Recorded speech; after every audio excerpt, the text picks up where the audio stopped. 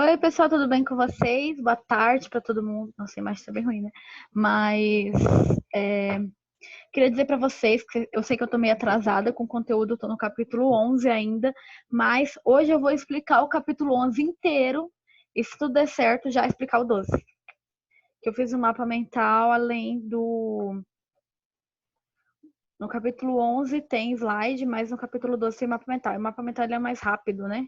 Porque ele traz menos informações. Por isso é que eu acabei preferindo, desde o início da pandemia, trazer de outra forma. Mas, ok. Vambora, né? Vai ser um conteúdo bem rápido. Vou compartilhar aqui com vocês os slides. Nós estamos falando no momento de Segundo Reinado, capítulo 11, tá? Todas as mudanças que ocorreram no Segundo Reinado. Aqui, isso. Gente, no finalzinho do capítulo anterior, mas o início desse capítulo também fala sobre o golpe da maioridade. Basicamente, com tanta crise, né, que estava acontecendo lá no período regencial, os brasileiros não queriam os regentes como liderança, não confiavam neles, não acreditavam que as políticas eram as melhores. Então, vários deles vão fazer vários tipos de protestos, movimentos separatistas, movimentos de independência, né?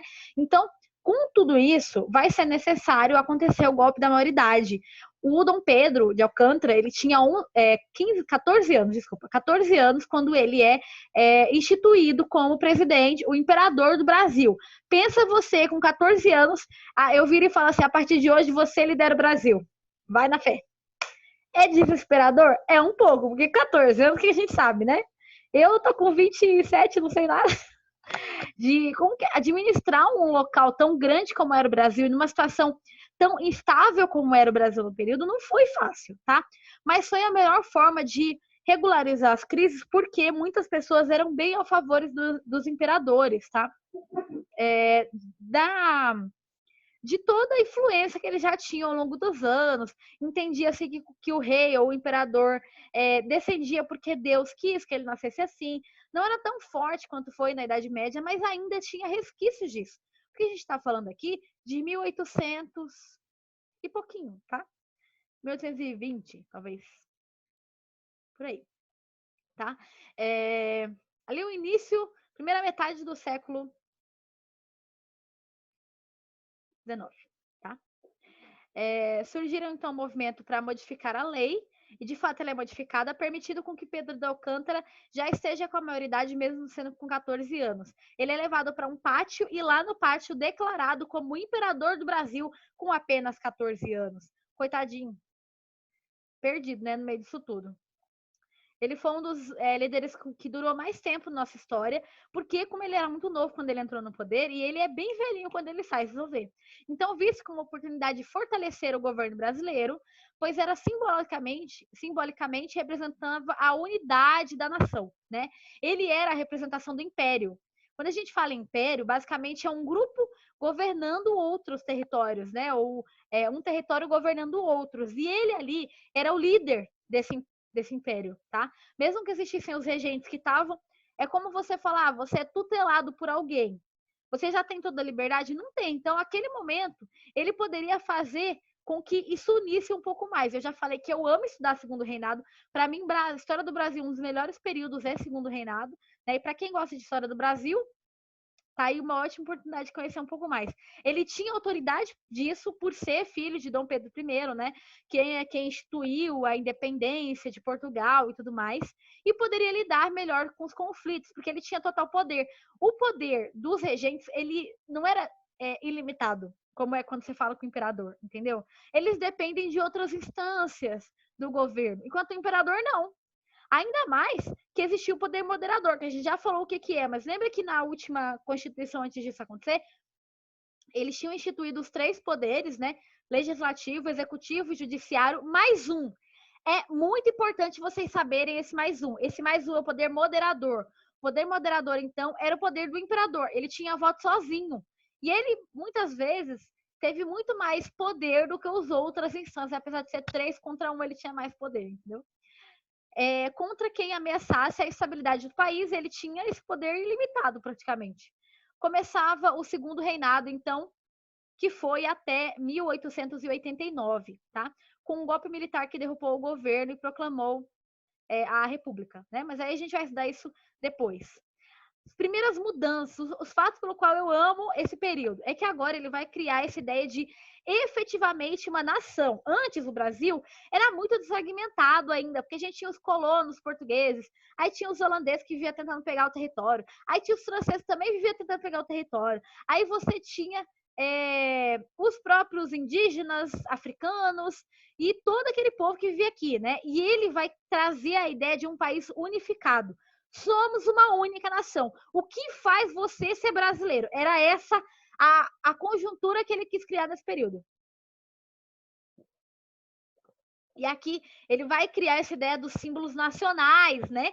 A bandeira, o hino, as cores, tudo aquilo que representa o povo brasileiro como um único povo, né? Essa daqui foi a bandeira do período imperial. Você vê que ela mudou durante um tempo, né?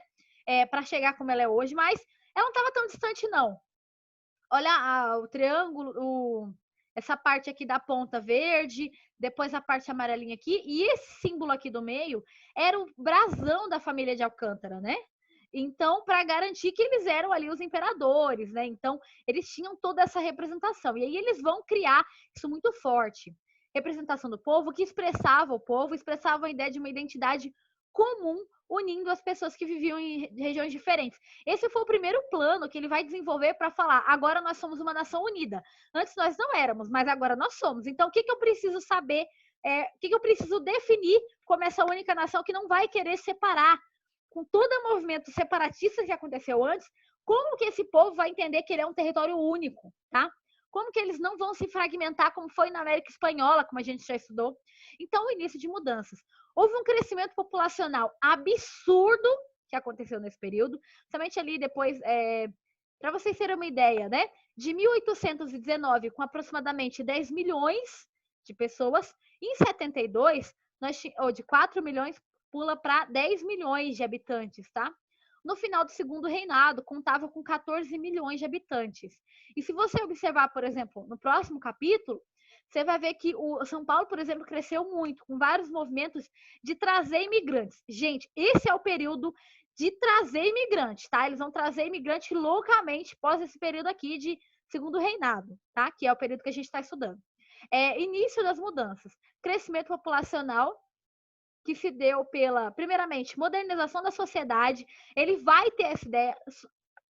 Pensa assim, que ele era um cara que tinha muita ideia europeia, né? Ele, apesar dele ter crescido aqui desde muito novinho, ele era um cara muito novo, com ideias muito novas. Apesar dele ter uma representação muito mais velha, por que normalmente Pedro II, ele parece nas imagens mais velho do que Pedro I? É porque, como ele entrou muito novo, eles criavam essa identidade de um homem mais velho e sábio, entendeu? Então, era muito frequente essas ideias que eram trazidas para que as pessoas apoiassem as ideias dele, apesar dele ser muito novo quando ele entrou no poder. Então, ele vai trazer muito forte isso, a modernização da sociedade, urbanização dos grandes centros. Ele vai trazer tudo que era moderno para cá, grandes teatros, grandes movimentos de modernização mesmo. Melhorar o aspecto das ruas. Se a gente pensar bem, a gente ainda está falando um período em que as pessoas fazem cocô e jogam na rua, todo mundo sai pisando, entre várias coisas nojentas que aconteceu naquele período, né? Que a gente já estudou um pouco. Vocês conseguem descobrir que ele vai trazer todas essas mudanças, tá? Após o período dele. Lento aumento da expectativa de vida. Agora, gente, vai ser lento? Vai. Mas vai melhorar muito. Quem é Gustavo?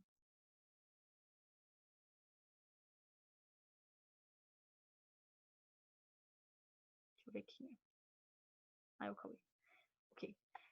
Agora a gente está falando, então, de um movimento que vai mudar as coisas, porque desse momento aqui é que vai surgir o movimento de higienização das ruas. Então, eles vão limpar as ruas, tentar melhorar o aspecto da cidade em si. Para você ter uma ideia, né? Eles vão até ter aquelas ideias de pegar os ratos que estavam na rua para poder não gerar mais infecções às pessoas.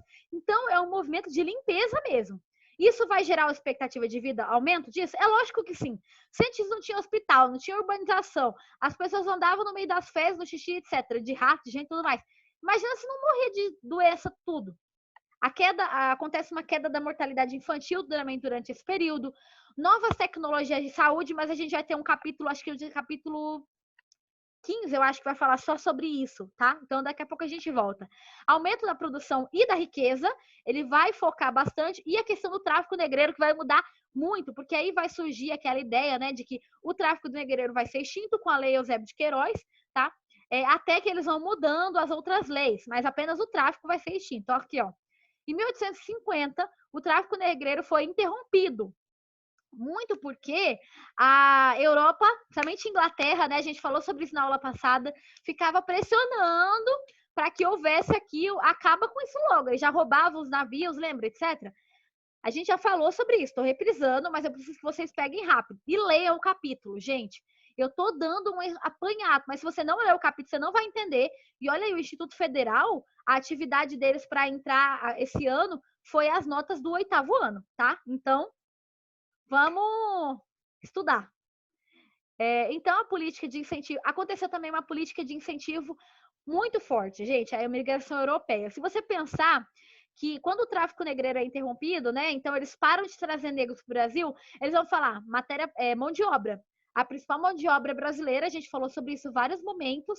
Nessa mão de obra brasileira, a gente vai escrava, né? Escravocrata vai fazer o quê? Agora, sendo que vários eles morrem pelos altos castigos, alimentação pouca, muitas horas de trabalho, a gente já falou sobre isso também desde o ano passado.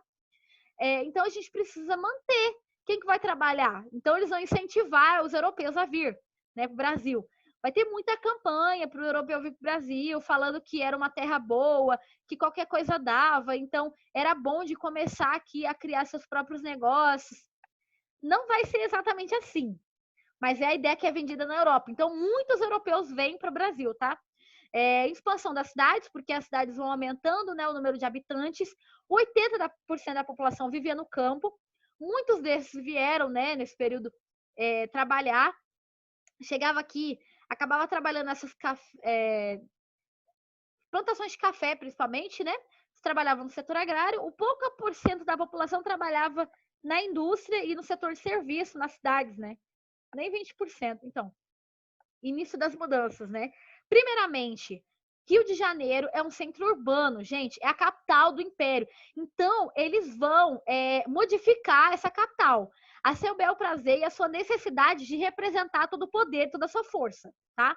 Então, várias coisas vão acontecer, vão acontecer processos de destruindo os cortiços, se você sabe o que é, a gente já estudou um pouco sobre isso, mas o livro não traz muito, mas cortiços eram as moradias das camadas mais baixas, né? Como se fossem uns prédios em que as pessoas viviam ali, cercado, né? Todo mundo, aí como era de camadas baixas, as pessoas penduravam roupa em qualquer canto, né? E etc. O governo não vai querer muito isso, vai querer melhorar o aspecto. Então, começa aqui um processo de limpeza dos pobres, essas comunidades centrais, tá? E os pobres vão sendo afastados para as áreas mais periféricas, né? Centro, periferia, entendeu? Periferia é esse entorno, né? Então, a capital do Império, ela tinha aproximadamente 500 mil habitantes em 1890.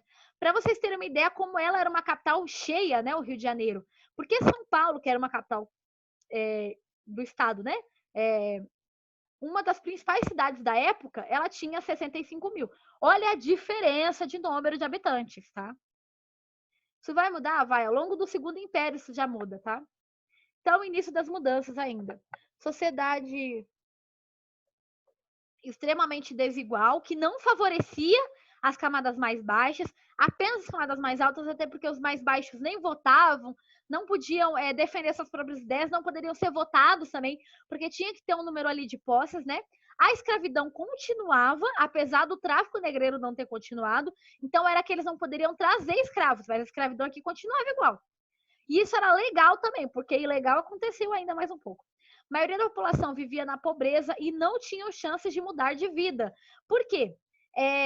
Para comprar terra, você já tinha que ter dinheiro, a pessoa não podia apenas parar num lugar ali e aquela terra que não está sendo usada começar a usar, não era dele, uma hora alguém ia tomar. A pessoa era muito difícil de mudar de vida. Sem dinheiro, você não conseguia nada, entendeu? Uma política bem excludente, de novo, só cuidando das camadas mais altas, porque eram eles que votavam, tá?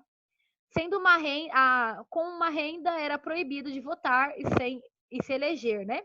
As mulheres, então, quase sem direitos. Mesmo que a gente tenha falado, né, da mudança que aconteceu antes sobre a justiça das mulheres, ainda assim elas tiveram várias dificuldades ali para conseguir fazer isso valer na prática, tá? Porque a prática era bem complicada, até porque o marido tinha que deixar essas coisas acontecerem, a mulher não podia decidir sozinha, entendeu? Então, assim, era bem complicada essa questão. A questão indígena em compensação nesse período, gente, eu não achei, na hora, não sei porquê, eu não achei uma imagem de um indígena brasileiro. Eu acho que esse aqui não é brasileiro, não. Mas foi o único que eu achei. Questão indígena, né?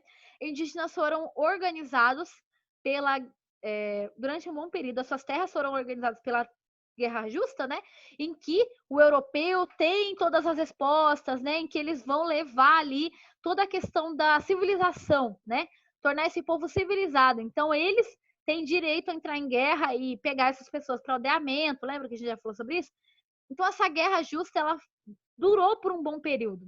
E a questão da evangelização, né, católica aconteceu muito fortemente como forma de legitimizar a escravidão das populações nativas. Então, eles meio que eram escravizados com o objetivo de que, eu tenho a melhor religião, né, o catolicismo, e os outros, eu sou europeu, então eu tenho aqui toda a questão, o que como deve ser falado, o que é uma civilização evoluída, né? Se via assim. Longas discussões sobre o que fazer com os indígenas. Né? A partir de 1831, o governo regencial revogou a Guerra Justa, então não era mais para entrar em guerra contra os indígenas por causa disso.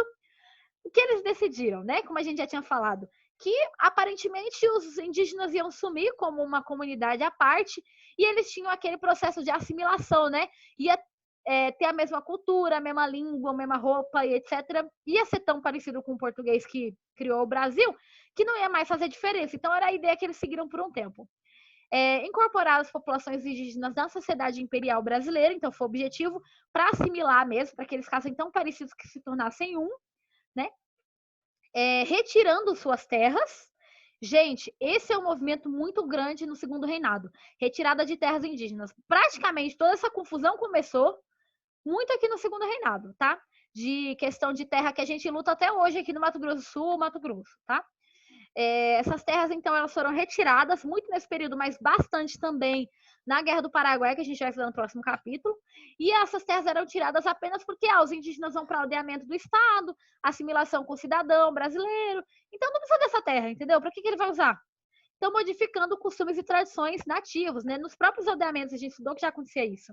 As leis proibiam escravizar os indígenas, tá? Era proibido, mas legitimavam qualquer forma de violência caso eles não obedecessem, como uma forma de garantir com que eles se tornassem civilizados ou que alguma coisa assim acontecesse, sabe? Tipo, tá desobedecendo a questão da igreja, então ele precisa ter uma correção, tá? Então era permitido isso. Expulsavam indígenas das suas terras, obrigando-as a viver em aldeamento, né? Reprisando apenas o que a gente já falou no outro capítulo. Contribuindo para a destruição de muitos grupos indígenas e para o desaparecimento das práticas culturais importantes, porque no aldeamento eles têm aquele processo exatamente de que a pessoa não pode mais, é a aculturação, né? Não pode mais fazer o seu modo de cultura, ele precisa modificar isso. Precisa ser uma cultura de assimilação portuguesa, uma cultura brasileira, que é essa mistura europeia, né? E não mais as práticas culturais indígenas, no estilo de roupa, cores, modo de viver, nada disso. Então, eu tinha que se apagar isso e viver nesse estilo brasileiro de ser, tá? Gente, soltou minha folha. Página 7, que a gente tá agora, tá, gente? Lembrando que nós iremos fazer capítulo 11 e 12 hoje, então prestem bastante atenção, chamem os colegas. Alternância política. E aconteceu, então, nesse período regencial, né, surgiu duas forças políticas muito fortes, tá? Dominavam a política com propostas parecidas. Os dois defendiam a elite, só que eles não eram grupos amigos, então eles um queria mais que o outro, tá?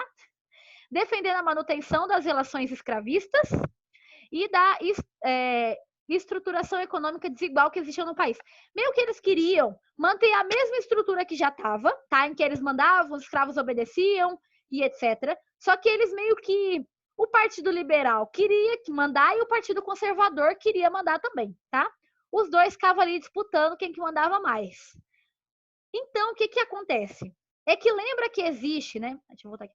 Lembra que existe a questão de que o poder moderador era um quarto poder? Esses dois aqui, Partido Conservador e Partido Liberal, eles eram votados pela população. E sempre um ou outro ganhava a mando do imperador, porque ele não queria que os dois mandassem o tempo todo. Digamos que o Partido Conservador ficou ali por, sei lá, por 2 mandatos. Ele achava muito, então ele pedia para que as pessoas votassem no Partido Liberal e vice-versa.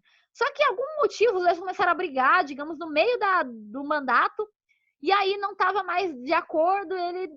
Ah, quer briga? Então você está brigando? Então a gente muda. Como o moderador tinha um grande poder com o imperador, então o imperador tirava e botava quem ele quisesse. Ele era a balança. Qual dos dois partidos governaria durante aquele período? E ele poderia tirar e colocar a pessoa na hora que ela quisesse. Então adiantava ter voto? Não adiantava, porque se ele podia tirar a pessoa que ele não queria depois. Então o poder moderador era um poder muito importante, tá? E mandava e desmandava. De fato, ele era o imperador. Então, fim do tráfico negreiro aconteceu nesse período, né? Defendia a manutenção da escravidão. Principal objetivo político dos conservadores e liberais era que a escravidão se mantesse, tá? Mas isso não vai acontecer por muito tempo, porque tem pressão tanto interna quanto externa. Diversas estratégias para prolongar a duração desse tráfico negreiro. Então, no século XIX, Brasil e Estados Unidos eram os únicos que mantinham o sistema escravocrata assim, dos grandes países, tá, gente? Aí acontece o fim da escravidão? Não de cara. Vamos lá pro tráfico negreiro, tá? Ainda. Página 8 a gente tá bom? Provocou... o que acontece é que acontece um isolamento do Brasil por causa disso, principalmente dos europeus, que a gente fazia muito comércio, né?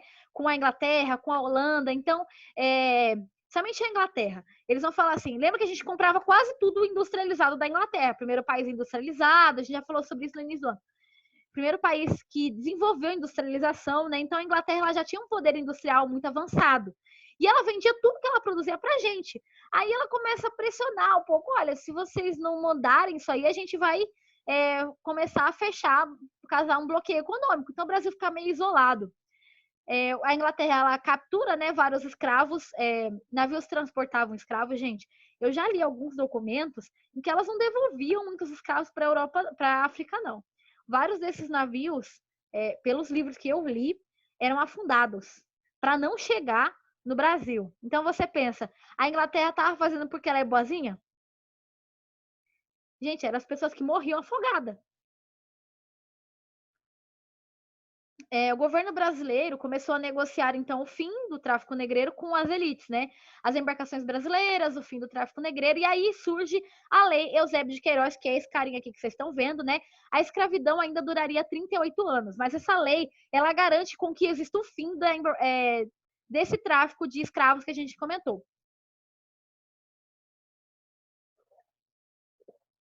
Página 9, tá? Imigrantes e a lei das terras. Gente, como eu falei para vocês, em diversos momentos, principalmente nesse período de segundo reinado, foi muito influenciado para que os imigrantes viessem para o Brasil. Principalmente europeus. Por quê? Primeiramente, via-se como...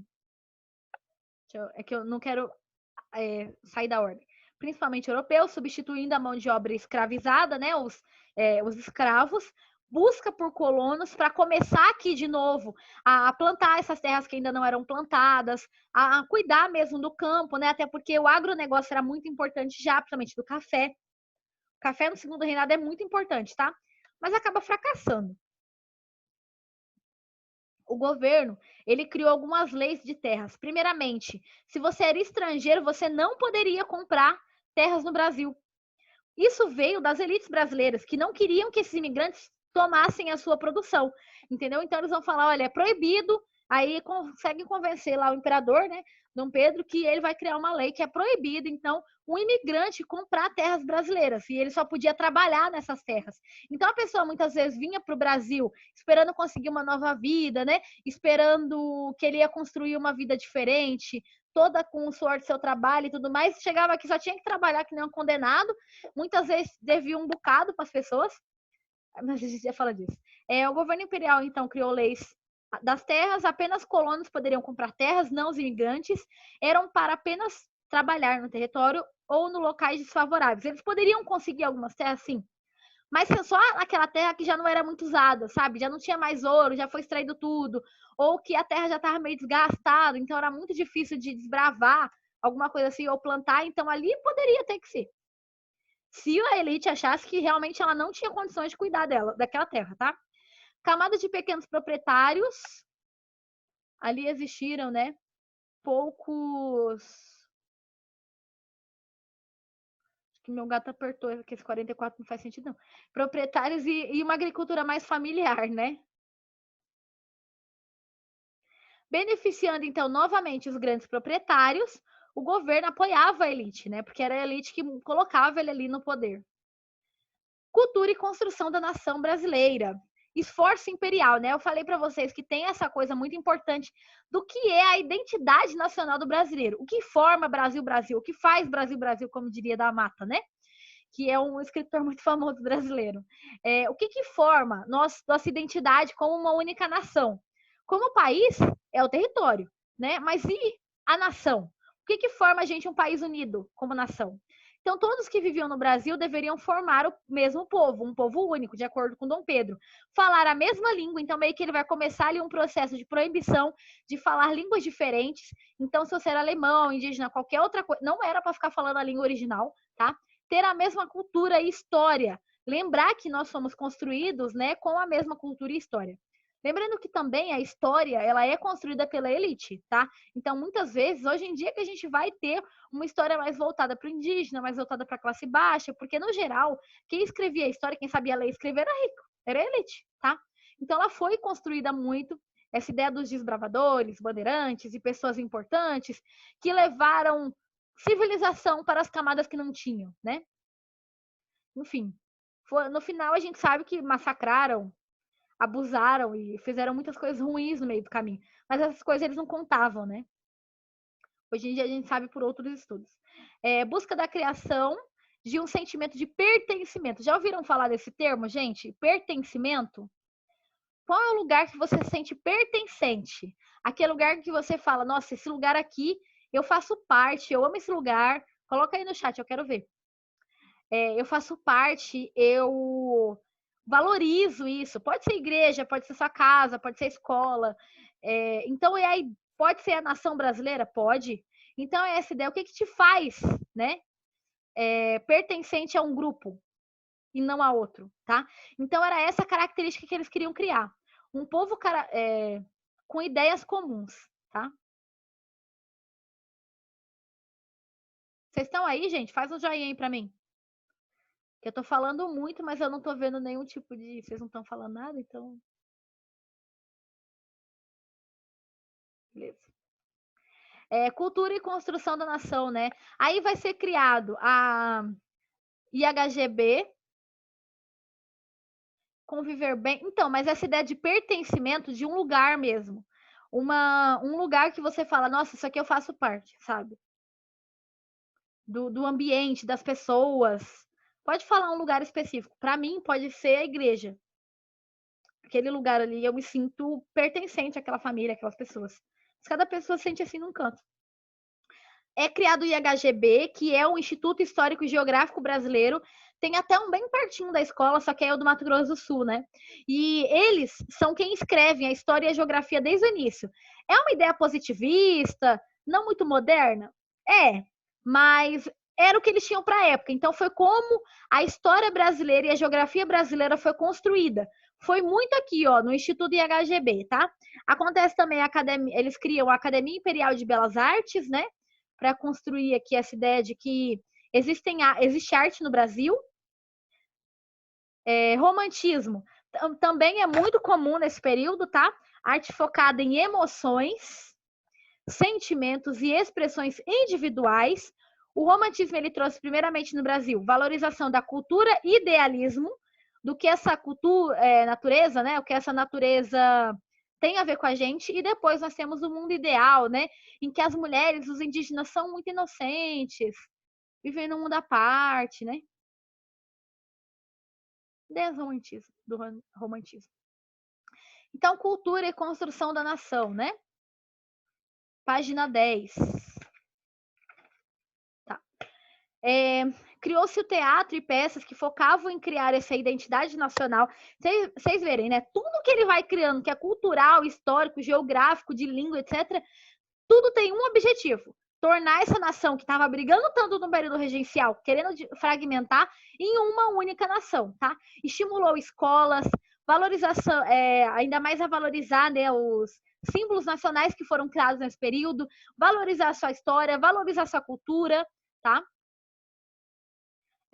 Cria-se, então, o Colégio Imperial, né, Dom Pedro II, Rio de Janeiro. A elite, então, tinha o objetivo de valorizar essa cultura nacional, até para fortalecer isso, tá? Na parte econômica, o café como mais importante, pois era popular entre os europeus e os Estados Unidos, né? E o Brasil, então, estimula a produção do café, principalmente o imperador. Outros produtos que aconteciam de exportação brasileiras eram o açúcar, o tabaco e o algodão. O café, então, sendo produzido em diversos estados, não só em São Paulo, mas era o principal, né? Exportação da economia, expansão da economia por causa dessa exportação, recursos para investir. Já que não acontece mais essa ida do dinheiro com tráfico negreiro, né? Então tinha que enviar muito dinheiro para trazer os negros para o Brasil, agora não tem mais. Então o que Dom Pedro vai fazer? Ele vai pegar esse dinheiro, ele vai investir para modernizar o país. Então acontece as ferrovias, o Banco do Banco do Brasil, várias outras coisas que ele vai criando aqui, exatamente porque a industrialização inicial do Brasil é nesse período, porque ele, já que ele não está enviando o dinheiro para fora, agora ele vai utilizar aqui dentro. Gente, coloca o nome no chat aí, por favor. Recursos para investir em modernização e enriquecimento dos próprios proprietários, né? As primeiras indústrias, então, vai surgir, ainda uma indústria muito tímida, ligada ao café, né? Então, indústria de sacos de café, esse tipo de coisa, e não conseguiam transformar em um país industrializado, porque ela era muito tímida, tá? Exigia muito de que as pessoas investissem mais, e os próprios cafeicultores não queriam muito no investimento na indústria, preferia que fosse o investimento no café mesmo. São Paulo ficava entre as principais regiões industriais, né, criando mais desigualdade ainda, porque ela já tinha o café e agora ela tem indústria, muito porque os próprios cafeicultores também investiram financeiramente para essa indústria, tá, gente? Era uma forma de redistribuir as finanças. O café não dá certo num período, tem indústria. Mas assim, não investiram tanto, foi um pouco. Só que a indústria que tinha era no Rio, né, em São Paulo, e os outros estados ficavam ainda mais necessitados de dinheiro, tá? Então, um país mais inicialmente modernizado, né, graças ao café, foi possível criar ferrovias. Então, quase toda a ferrovia que nasceu no Brasil surgiu nesse período, ligando as regiões do litoral, acelerando o escoamento do produto para o litoral. Então, foi possível criar café em outras áreas que eram distantes do litoral, porque agora não tem mais carregar nas costas do negro ou no burrinho, né? Agora tem as ferrovias. Até aqui em Campo Grande chegou a ter ferrovia, né? Exatamente para escoer esse café, tá? É dessa época aqui. Então, reformas urbanas aconteceram muito forte no Rio de Janeiro, essa ideia da cidade limpa. Então, tirar os pobres, limpar a cidade, tá? Construir casarões, uma cidade mais bonita, moderna, nesse período, derrubando os cortiços, colocando um projeto urbanístico. Dá uma olhada, somente no livro de vocês, dá uma pesquisada sobre o projeto de urbanização do Rio de Janeiro no Segundo Reinado. Gente, é fantástico as coisas que ele mudou. Como mudou da água para o vinho mesmo, tentando apagar que já existia uma situação que não era tão moderna, o mais pobre, para colocar uma elite forte ali no Rio de Janeiro, tá? Ampliando ainda mais as desigualdades, né? Os pobres sendo expulsos da cidade, tá? Gente, acabamos o capítulo 11 e vamos pro 12. Falei que hoje a gente é no rápido, né? Modo 2000. Ok. Capítulo 12, né? A crise no Império. Gente, aconteceu inicialmente por causa das disputas regionais, tá? Dom Pedro, ele teve que conter Dom Pedro II, ele teve que conter todas essas rebeliões. Aconteceu o fim do tráfico negreiro, a lei, né, do Eusébio de Queiroz, e aconteceu muito investimento no país. Só que apesar de tudo isso, as fronteiras, elas não eram bem definidas. Se você observar, as fronteiras com nossos vizinhos mesmo, eu estou falando. A gente tinha uma ideia, mas ninguém tinha chego ali para colonizar os territórios e falar, ó, isso é meu e isso não é meu. Isso é seu e isso é meu, sabe? Então, foi muito necessário com que eles começassem a definir as fronteiras e foi exatamente em Dom Pedro II que essas fronteiras vão ser definidas.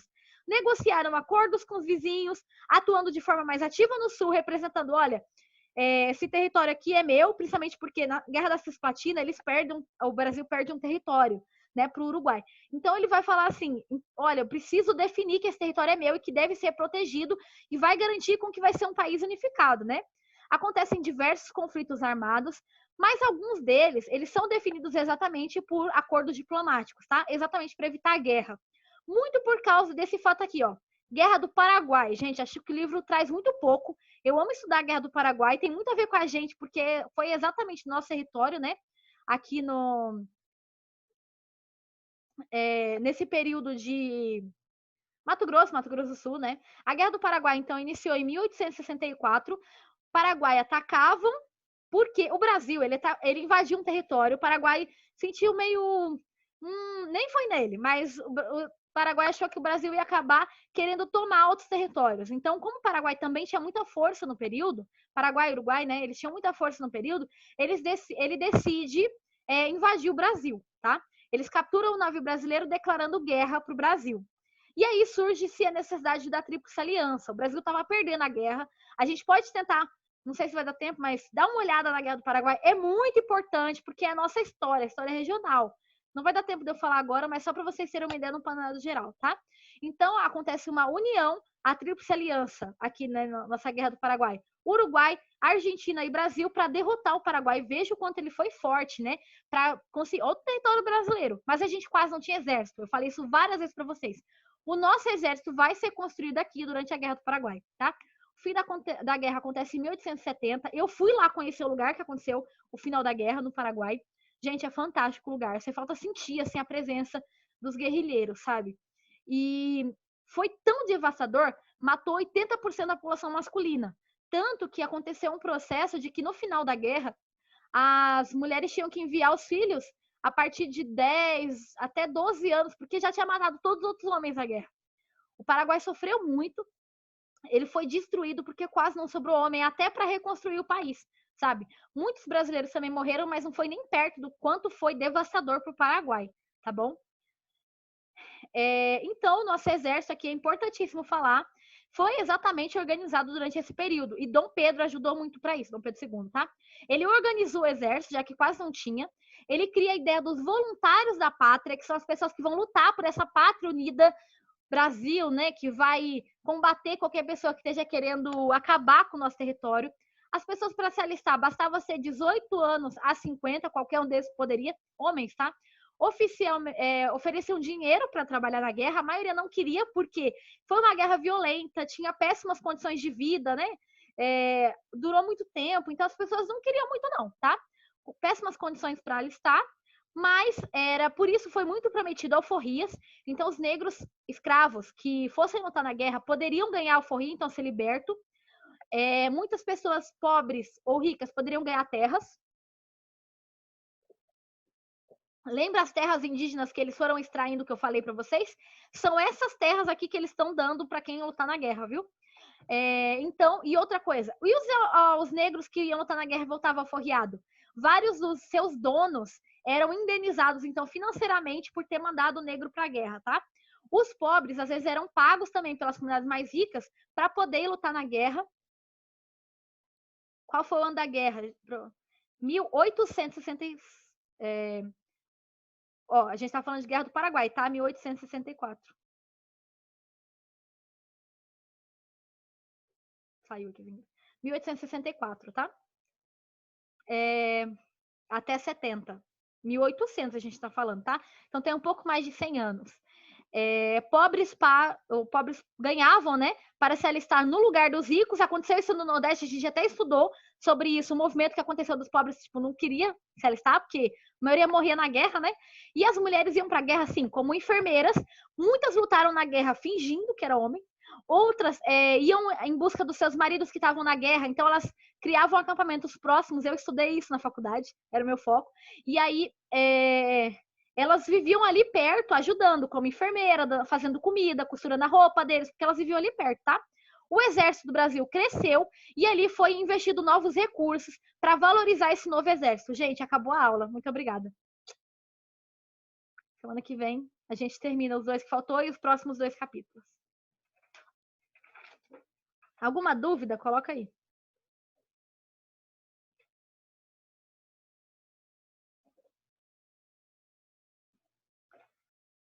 Uf, falei muito.